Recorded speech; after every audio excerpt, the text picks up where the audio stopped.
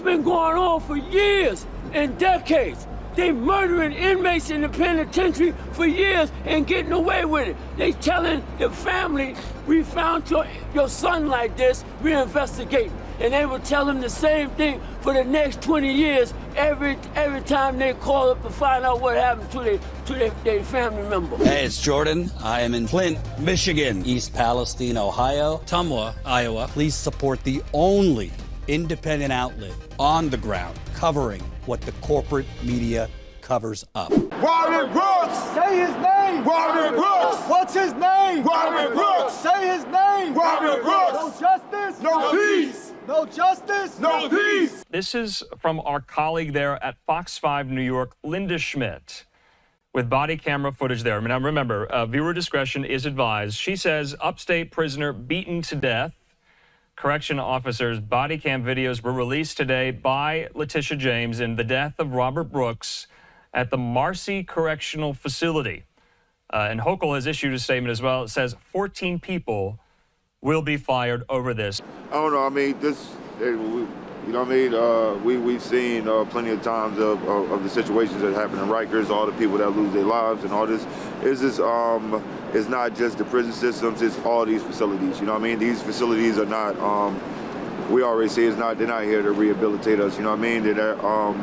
They're here to do exactly what they're doing. You know what I mean? Make us worse off than what we are so we can come right back in that motherfucker. They don't treat us like human beings in there. You know what I mean? We're treated worse than animals. Living conditions, everything like that. We're constantly framed. What happened to Robert Brooks is the only reason why it's big time is because this man lost his life, and it's on video. Best believe we get our ass kicked like that in them systems, in them jails, every day. It's an everyday basis we're jumped on like that. The everyday basis we're jumped on like that. It doesn't have to be, you know what I mean? This one just got big because this man died and it was on video. You understand that? It's not these people that don't die, it's just like, you know what I mean? It falls on deaf ears because nobody cares about what goes on to us inside them systems, you know what I mean? Behind them walls. I'm currently right now being framed by the NYPD, you know what I mean? Never left the sidewalk, but I'm being framed with burglary and arson charges. And they, you know what I mean? Just to put me in one of those kind of situations. Because as soon as I walk through the door, you know what I mean? I'm getting pressed by cops because they already see my face and shit on TV. And it's, as soon as I walk through the door, you know what I mean? I'm handcuffed. And the officer, the first thing he say out of his mouth, what he says, who want to shoot the fade with? Who want to shoot the fade? Who want to shoot the fair one? Who want to shoot the fair one? Show them how we do it up in here. And it's just, I guess, because they see me on TV and shit like that, or whatever, or see how I act towards the cops. But this is what I'm saying, like, we get provoked in there. People were asking me, I wonder what he did but the man is handcuffed. But people were asking me, well, I wonder what he did, like, you even wondering what it, but a kiss my ass, of saying no the wrong way, of being looked at the wrong way, you know what I mean? You can look at them the wrong way and they jump on you like that, bro, you know? When I was in there, you know, I had a friend I was talking about that lived in my area and shit that, you know, he said the wrong thing to the cops and they jumped on him, they came and pressed the button and beat him up while he was in the shower. Then on top of that, the whole argument was off a book. They ripped his book up and threw it in his cell. You know what I'm saying? It's shit like that goes on to us in there. You know what I mean? These people are not there to help us. These and they talking about it was a gang assault. It was a gang assault. And now we out here, right here in front of the AG office. You know what I mean? The Attorney General. We're gonna keep putting the heat on Kathy Hochul, the governor. You know what I mean? To get these guys arrested and fired. I don't know if they fired, but they need to be arrested. They need charges because them just being fired does absolutely nothing. They're in the police union. They're going to get another job doing the same fucking shit. You know what I mean? So this is what we're doing. We out here putting pressure, and this is how everybody can help us out by calling and putting pressure, blowing this up. You know what I mean? I know the AG was the one who put it out there for us to see, but now we're putting pressure on her to like take it to the extra step.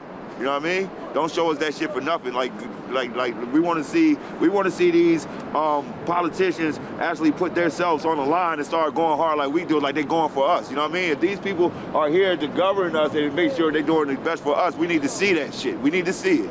You know what I mean? And just enraging us and not nothing comes behind it. You know what I mean? This is what we out here for. This is with this pressure, and I hope it opens people's eyes to what goes on in all these facilities.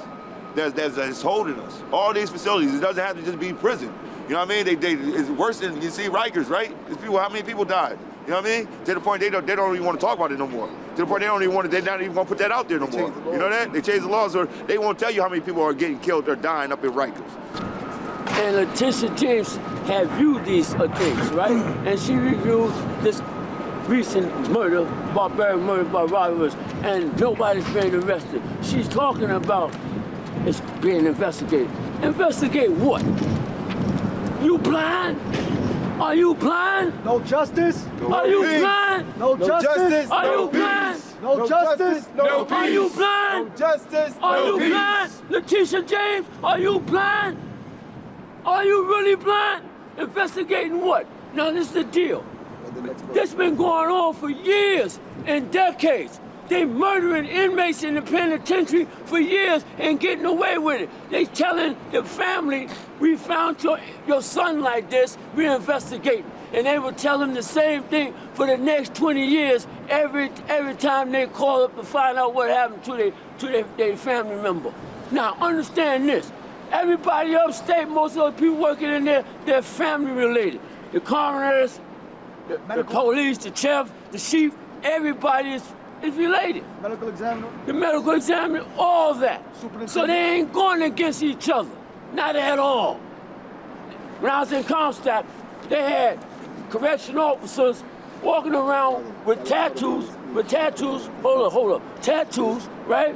With babies, black babies with a rope around their neck, walking around like that.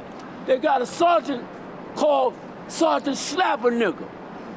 I was assaulted in the library, and he told me, and he had 5 officers in the room, a small room. He said, if you say one more thing about my officer doing something to you, I'll jump over this desk and slap the hell out of you for about an hour. No justice, No peace. no peace. What I want to say is this, you know, We ain't experienced it. we had a lot of power on these platforms many years ago to close Rikers Island campaigns and things of that nature. And right now we're suffering because all that money and our powers in the movement is no longer here. And right now it's showing that this money and power wasn't used to protect us, because right now in 2024, going to 2025, we got a brother named Robert Brooks that's no longer here with us. And this is a testament to our movement, what we've been doing all this time, how you're putting all these systems and organizations together. Right now, this is actually showing us, when we're looking at social justice, that social justice hasn't gone nowhere fast. When we're looking at restorative justice hasn't even moved as well. When we look at the penal systems and the nonprofits and the advocacy organizations that come together to bring forth this change, we have not made a dent within the legislation of the laws, because we're still being unalive within the Department of Corrections. Whether it may be the prison systems or the state prisons, we're still the subject of harm, even though we have all these different laws and all these different policies in places and all these different leaders in place, but we're still on the chopping block. We're still losing our lives. At the end of the day, Robert Brooks was denied due process. That's what he was denied, due process. We're not talking about what crime he committed, how long he was there, and what he did. We're talking about the due process that was denied for his life because another man or other men felt they had the power to take his life when they had nothing to do with his due process. None of those men that's in that building that took that man's life are judges or lawyers or politicians or anything of that nature to override due process that was actually initiated to that man by the court systems. This is serious business right here, guys. This is not a game. What they have done to Robert Brooks, they do to us. I was also on Marcy Correctional Facility. I could also have been that victim on that table, handcuffed, choked out, stomped out, dragged through the floor, and treated like an animal. I could have also been that same man. Speaking from experience, speaking about the corruption that I've lived through, speaking here alongside individuals who also are experiencing these corruptions, not only through the jail population of Rikers Island, but through the state population of New York State Department of Correction and Community Supervision, living through that abuse, being, like the Reverend stated, handcuffed and dragged through undocumented parts of buildings, like Fishkill Correctional Facility, for example. In the B West unit, there's an abandoned mess hall on the west side of the building, of the 21 building, that's not accessible to the population, that's not even supposed to be utilized by the Department of Corrections, but we are being handcuffed, dragged through those hallways to an empty mess hall, being abused with sergeants that are of leadership that are putting it together, alongside with the medical staff. These are individuals who, while we get beat, stand aside by the officers while individuals are being abused, doing nothing, writing off reports, medical reports throughout the city and state. This is a national crisis. There are individuals across the nation. In Nevada in 2024 alone, 19 individuals. No, I'm so sorry, not Nevada. Nevada had 2. Missouri had 19 individuals who were deceased in 2024 alone. This is a national issue. Shame. Shame. We need to bring more light as a global leader, the United States of America. We lead the way. There are countries around the world where I can't fathom the amount of abuse that happens, like Iran, China, other nations. Are they allies of the United States? As a global leader, I would like to hear answers from the United Nations, as well as Letitia James, the Attorney General of New York State. I'm the founder of the National Innocence Project Music and Art Ministry. I did 32 long years in prison for a crime I didn't perpetrate. I witnessed a homicide, and I chased the suspect 2 miles. The interviewing officer, he's the one that framed me in 1985. I had graduated from the police academy. I wasn't a snitch. I did what I was trained to do. The police who took the crime scene photos, they knew that that so-called eyewitness that they made a deal with could not have humanly made a positive idea of me or the people they said we did. They released one of the females in that case, right? And her transcripts of her dismissal case was thrown out, stolen. The victims, it was a cab murder. The victims' clothing and DNA and all the evidence was destroyed. They had an imposter come in and lie at my jury and told them that they couldn't take fingerprints of the surface of the cab. I had an argument with the judge and told the judge I didn't want the lawyer to represent me because he refused to give me the documents pertaining to the case. I didn't get the documents pertaining to the case. And I found out that this guy who was perpetrating an imposter as the fingerprint technician, they did find fingerprints, but they didn't match me or the person. But they claimed that all was got in this man's cab. Right around the corner from the homicide took place, there's a train station where they found this man's cab about a mile away. There's no train, no transportation, or nothing. They have nothing to put me at the scene of that crime. Okay, now, I had witnessed that homicide and I chased the suspect 2 miles, right? Okay, now, that officer, he was trying to extrapolate information from me to write his own story. And I commented about it. He said, well, you're the victim's pimp. I said, I'm not a pimp. I work for the sanitation department and my wife is a registered nurse. I don't want to talk to you no more. He got disgruntled and went into a file cabinet and took a legal photograph of me. And that happened in 1982. 1985, right? They framed me, right? And they beat me up, tried to say that I saw these 2 people perpetrate this crime for my release. I went to 7 parole boards saying I didn't do it. They got to implement saying if you got to show remorse. An innocent man cannot show remorse because he's going to go in there and say that he didn't do it. I have what you call, I put together a guerrilla legislation because for the 5 years I've been going to these rallies and stuff like that, they're talking about accountability. We're beating their chest talking about how many degrees and that they have. I'm PhD in political science and justice, I'm a lawyer, but they're not coming up with solutions. But I got a guerrilla, I entitled my legislation, guerrilla law legislation of Reverend Keith Gatson. 1, the eradication of qualified immunity. 2, the eradication of all government internal investigations because they're cover up for each other. 3, legislation law that will compel accountability that enforces A, criminal arrest, B, loss of pensions that stem from arrest or compel resignations or terminations.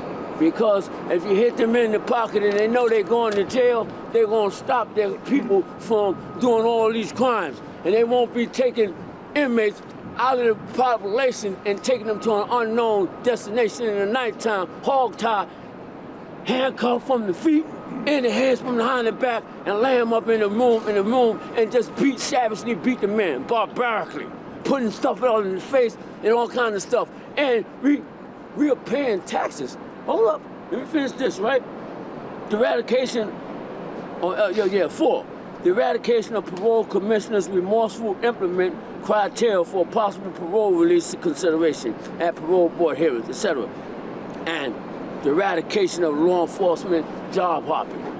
Okay, this initiative is a solution for the eradication of the historical atrocities of wrongful convictions and murder by law enforcement officers. This initiative is for urgent support from clergy masons, grassroots organizations, elected officials, and citizens to help eradicate the proliferation of wrongful convictions and blatant barbaric acts of murder by law enforcement agencies. This initiative stems historically from George Floyd's blatant murder and other law enforcement atrocities, atrocious acts of murders that demonstrated nonchalant recorded video murders and other historical atrocities of the past. Even more disturbing is the recent acquittal in the Daniel Penny murder trial that created a continuing open season for the latest corrections officer's murder, irrespectively of knowing that they were being videoed, believing that it's open season and having nothing to worry about.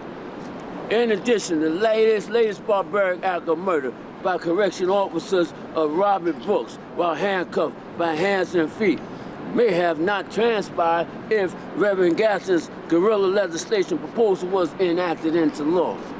The initiative should not be limited to New York State, New York City, but throughout the United States and global, around the world. Wherever there's a lockup judicial system, they need to implement this to protect the citizens or whoever's been arrested.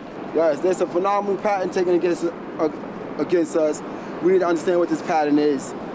You know, what is actually happening with us, right? The sentence that we get from the court system of going to, like, say, a medium correctional facility or a minimum or maximum correctional facility actually turn into a death sentence. We have to look at this. How does it turn into a death sentence when none of these entities have the death penalty? New York City does not have a death penalty, so how do these instances turn into the death sentences? We need to understand this. What is the culture of the Department of Corrections that we're not seeing in real time? We need to see the culture, we need to see the transparency of that culture. We need to not basically eradicate that culture. We destroy that culture from one end of the room to the next, right? We're not friends with systems and cultures and harm and trauma. We're here to eradicate harm, trauma, and any system that's associated to it. We don't care what your name is, how long you've been around, what you've been doing. What's actually happening now is that there's a system in place that we're not being protected by.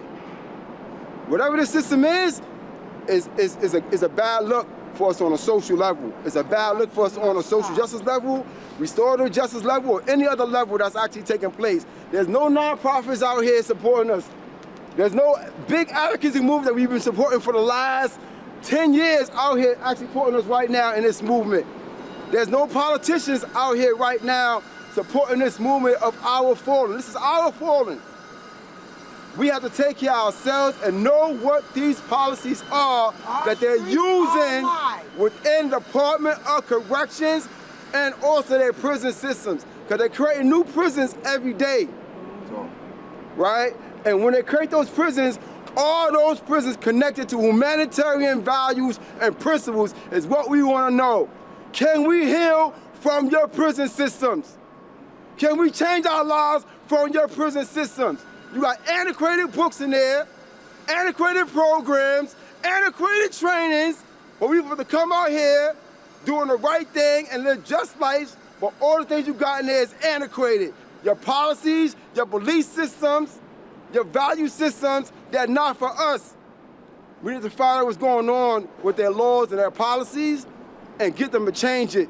Hi there, my name's Anthony Dolce. I'm the founder of the Stop False View Supporting Group. I started my organization in October 2020, inspired by my wrongful arrest. Fortunately, I was not wrongfully convicted for a crime I didn't commit. Shame, shame. And it is 5 years later, and the people who committed these crimes against me and my husband have not been held accountable. So I know what it is about the rich and powerful and government agency and police officers not being held accountable for their actions. Our tax-paying dollars paid for the murder of Robert Brooks. That ain't right. It is a shame. It is a shame. An absolute shame. What does it say about our criminal justice system? Racist, favoring the rich and the powerful, but not the marginalized people in our society. It must end. The impunity of violence towards our marginalized community must end and be held accountable. Where are the elected officials? Why are these officers at home with their families while we stand here shouting for justice for Robert Brooks? We're gonna keep fighting every single day until we get justice for the Robert Brooks and their family. Thank you. Lock him up! Lock 'em up! Lock him up! Lock him up!